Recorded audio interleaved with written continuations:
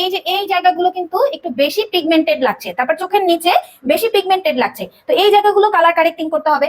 তাহলে colour correcting এর জন্য আমরা কোন কালার গুলো ইউজ করব? কালার কারেক্টিং এর জন্য আমরা ইউজ করব এখানে যে অরেঞ্জ শেডটা আছে সেটা কিন্তু একটু হলেও মিক্স করতে হবে। কালার কারেক্টিং এর জন্য ব্যবহার করছি আইম্যাজিক এর কালার প্যালেট। যেহেতু আমার স্কিনে হচ্ছে মোটামুটি এখন এই রঙে আছে, তো যেই কালারে থাকবে তোমার সেটার সাথে 2 শেড বা 1 শেড ডার্ক কালার কারেকশন দিয়েই তোমাকে কালার কারেক্টিং করতে হবে। তাহলে আমি এই ডার্কটার সাথেই, ধরো এই ডার্ক কালারটা নিলাম, এটার সাথে আমি একটু অরেঞ্জ মিক্স করব, ঠিক আছে? তারপরে যেই কালারটা হবে সেটা দিয়ে কিন্তু আমার পিগমেন্টেশন বা ডার্ক সার্কেল যে যাই থাকুক না কেন সেটা আমি কি করব, কালার কারেক্টিং করে নিব। তো আরেকটু অরেঞ্জ মিক্স করি।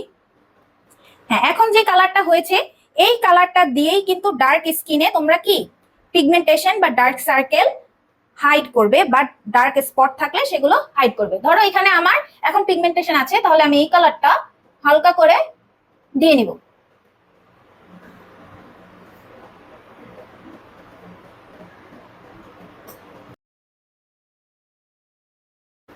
তো দেখো এখন কিন্তু এই জায়গাগুলো একটু মনে হচ্ছে যে আমি কালার কারেকশন করেছি, তাই না? একটু অরেঞ্জিশ ভাব এসেছে, মানে আমার যে ডার্ক জায়গাটা ছিল সেটা কিন্তু এখন মোটামুটি কভার হয়েছে, তাই না? এরপর বিউটি ব্লেন্ডার দিয়ে হালকা করে ব্লেন্ড করে নিব।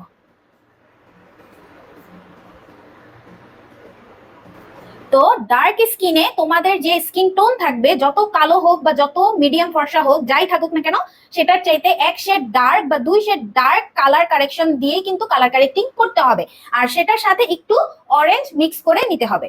তো দেখো আমার এইখানে যতটুকু কালো ছিল এখন কিন্তু সেটা কমে গেছে, তাই না?